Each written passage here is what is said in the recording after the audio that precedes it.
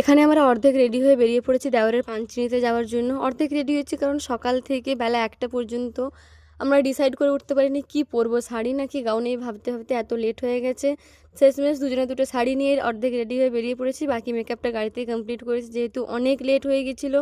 প্রায় দুপুর 2টোর সময়তে আমরা বাড়ি থেকে বের হয়েছি। তারপর একটু ভিডিও করে পৌঁছে গেলাম আমাদের গন্তব্যে। এসে তত্ত্বগুলো সাজিয়ে রাখা ছিল সেগুলোর একটু ভিডিও নিচ্ছিলাম।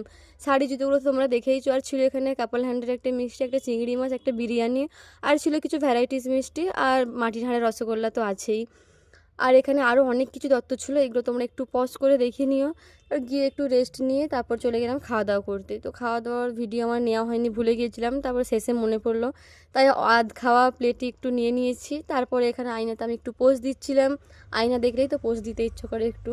তারপর এখানে আমরা 3 জায়ে একটু ভিডিও করে নিচ্ছিলাম। আর এই হচ্ছে আমাদের কাপেল।